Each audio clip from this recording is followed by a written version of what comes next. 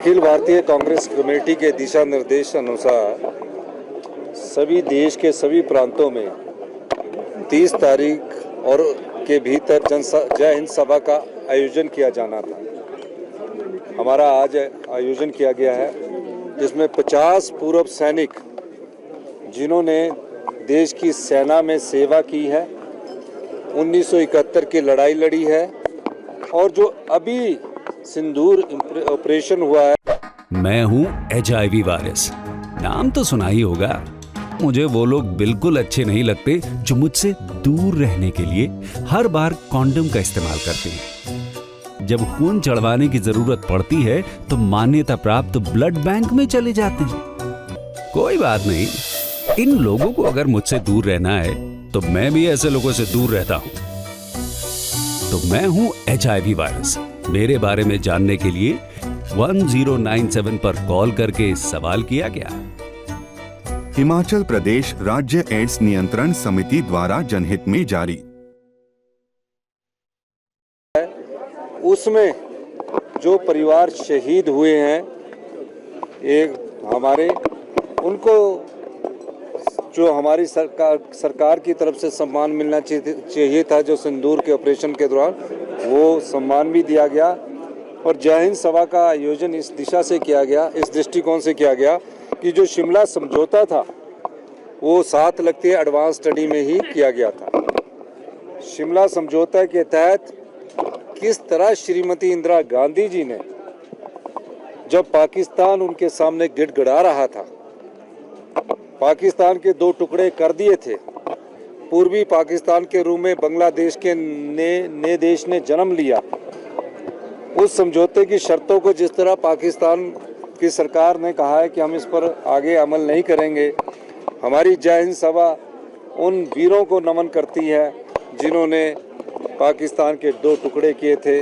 और जो सेना ने पराक्रम हमारा तीनों सेनाओं ने दिखाया, उसके लिए आज जनसभा का आयोजन, जय हिंद जनसभा का आयोजन किया गया था। तो सर, आप कह रहे हैं दूसरी तरफ बीजेपी राजनीति कर रही थी।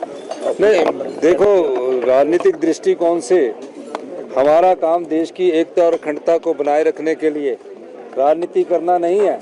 हमारा काम, जो हमारी कांग्रेस की विचारधारा जो देशभक्ति से ओतप्रोत है, जिस देशभक्ति की विचारधारा के साथ हम आगे बढ़ते हैं और जिस देशभक्ति की विचारधारा के तहत सैकड़ों कांग्रेस के कार्यकर्ताओं ने और देश के 2 प्रधानमंत्रियों ने, मुख्यमंत्री ने, प्रदेश कांग्रेस कमेटी के अध्यक्ष ने, श्रीमती इंदिरा गांधी ने, श्री राजीव गांधी ने देश की एकता और अखंडता के लिए अपने प्राणों का बलिदान दिया।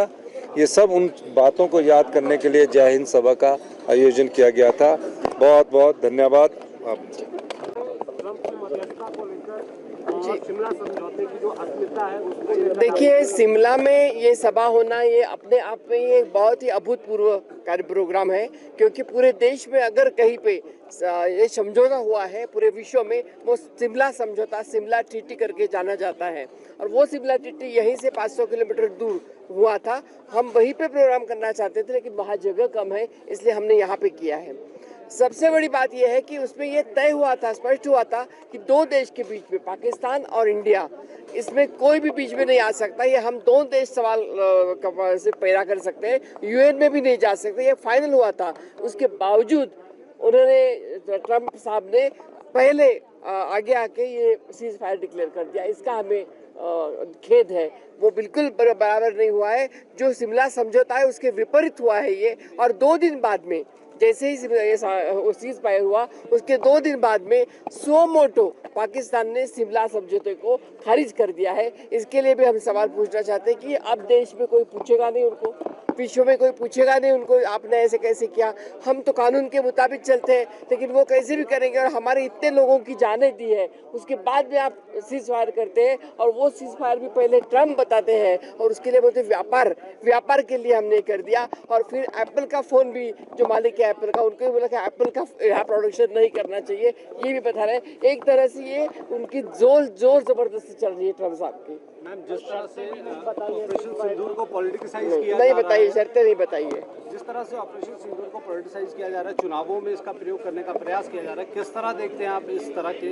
हिंदुस्तान की जनता बहुत होशियार है।